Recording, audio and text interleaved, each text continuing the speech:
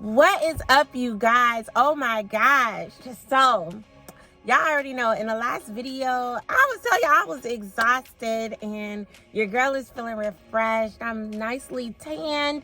We went on a cruise, but I was like, I needed to reset some things, and I thought today would be a great video to talk about some self-care tips for wives. If you're a mom and a wife, this definitely applies to you.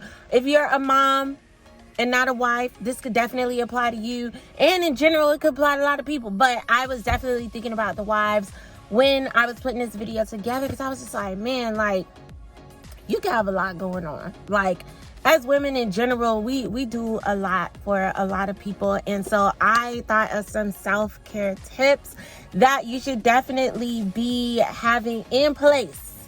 So let's go ahead and let's jump into these tips. So I know when we think of self-care, a lot of times we think of bubble baths and getting our nails done and getting our feet done. But there are other things that you should be doing for self-care that are truly going to make a difference in your everyday life. And so the very first thing is plan your days the night before. I know I have said this in other videos, and that's because it's so helpful. But this is one of the things that you should be thinking about when planning your days the night before that I didn't mention. So one of the things that you should be doing is knowing what you must get done, and then know what you should get done. So these are things that is like, if it falls through the cracks, we will survive it, but I should really be trying to get these things done. And then know what's a bonus on that list. Know what are things that are like, man, I really crushed it today, because not only did I get my must things done, my should things done, but I got some other things done too. So know what are the bonus things that are on your list. And then lastly, always do something that inspires you. Every day you want to do something that makes you feel good about the life that you are living. That could be attending a dance class. That could be cooking a fun meal. That could be taking a nap. Like, I don't know, probably taking a nap. That shouldn't necessarily be inspiring, although I do love naps. But have something in your day that is inspiring to you, working towards a goal that you have, a personal goal that you have. Do something that is inspiring for you. The second thing that you need to do is get enough sleep. Y'all, we try to function off such little sleep, and we start to crash when we do that. That's just the truth. And so you want to make sure that you're getting enough sleep, and that's going to mean having a bedtime. Bedtimes are not just for the kids. So make sure that you have a consistent time that you are going to sleep, because it's going to help you sleep better. It's going to help you wake up easier in the mornings when you get your body on a routine. The third thing is have alone time. Even though you are married, even though you may have kids, you should still have time to yourself.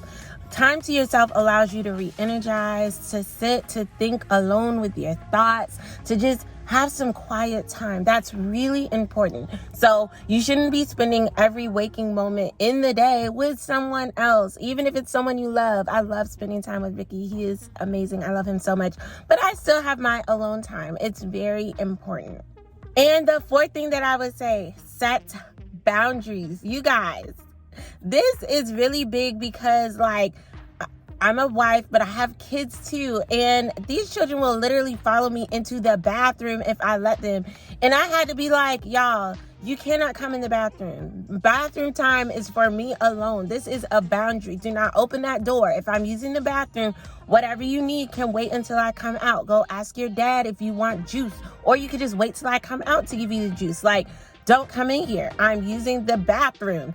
You should be able to do certain things on your own. You need to set appropriate boundaries, not just when using the bathroom, but in general. Set clear and appropriate boundaries, especially for your kids. A lot of times we get stressed out and frustrated because we are not setting appropriate boundaries. Even when it comes to things like eating, kids will always try to dip their hand in your plate. You can say no. You've ordered them food, you gave them what they said they wanted, If when you're done eating, there's some that you have left over you want to share, you can share, but it's okay to say no. Sometimes I tell my children no. I make sure I get them what they want, what they ask for, and I have what I wanted and what I asked for, and I do not feel obligated to give them what I have. It is okay to say no. Boundaries are healthy, and sometimes it's crossing those small boundaries that make us start to feel a little frustrated or overwhelmed, like, oh, I can't have nothing to myself, like, oh my gosh, I can't get a minute to myself. Like, no, set boundaries, and then you won't carry those frustrations. Number 5, get a proper shower. Now, this is definitely going to be hard in like the first couple months, especially if you're like a single mom, but especially if you're married, like, no, like, ask your husband, watch the baby for 15 minutes so I can take a proper shower. I'm not going to be taking 3 to 5 minute showers the rest of my life. No, take a proper shower. And that's a really big thing. Like, I'm taking a shower with hot water. Like, I'm not going to be the last one to get to the water every time. And so maybe that means I have to wake up earlier than everybody else. Maybe that means, I'm taking my shower a little later at night because I'm waiting, whatever it is that I'm doing. Do your schedule how you need to do your schedule, but make sure you're getting an appropriate, proper shower. Everybody deserves that, okay? Number 6, eat healthy meals. Sometimes we're so focused on getting everything settled, set up, cleaned up, all of that for everybody else, that by the time it's time to sit down and eat dinner, we're just like too tired. We're like, forget it. I'm not even going to eat. I'm just eat this bag of chips. Like, or we're rushing around trying to get everybody everywhere. And so that means that we don't have time to prepare proper meals for ourselves. We're running and we're just grabbing fast food or whatever the case may be. Meal prep. Plan your meals ahead. Know what you're planning to eat for lunch the next day, the night before. These are all things that will help you to be able to eat healthier meals on a consistent basis. And what you put in your body is going to be a reflection of how your life is being lived, how you feel day to day. So it's important to make sure that you are eating proper, healthy meals. One of the things that we did in our home, I told Ricky, could you cook for me one night a week? Like, just one night, can you cook? And he said yes. He does Taco Tuesday. He makes tacos on Tuesday, and that's a day where I know when I get off of work, I can come home, I can just relax, I can rest, and I don't have to be thinking about running around doing this, that, and the third. Like, I take some me time, like, I relax, like, so that's something that definitely worked for us. Don't be afraid to ask your husband to chip in, okay? Like, he's there, you're there to help him, but he's there to help you too. So make sure you guys are functioning as a team. And number 7, take time to pray. You guys, this is so important. Spend time in the Word with God. I know I mentioned earlier making sure that you take time for yourself, and that's important, but it's also important to take time to spend with God. And I want to leave you with a verse. So this verse is Luke chapter 1, verse 45, and it says, "You are blessed because you believed that the Lord would do what he said." And I felt like this verse was just a reminder that we're not good wives, we're not good moms, we're not good women because we run ourselves ragged and to the ground trying to do and be everything for everyone. We are good wives, good moms, good women because we trust that God will do the work through us that he has planned to do. We lean, rely, and trust on him for our direction throughout the day. And so I want to encourage you all to be intentional about caring for yourself, doing self-care, doing the things that make you feel good about yourself, make you feel rested, and make sure you stay in the Word. So that's all I have for you guys today.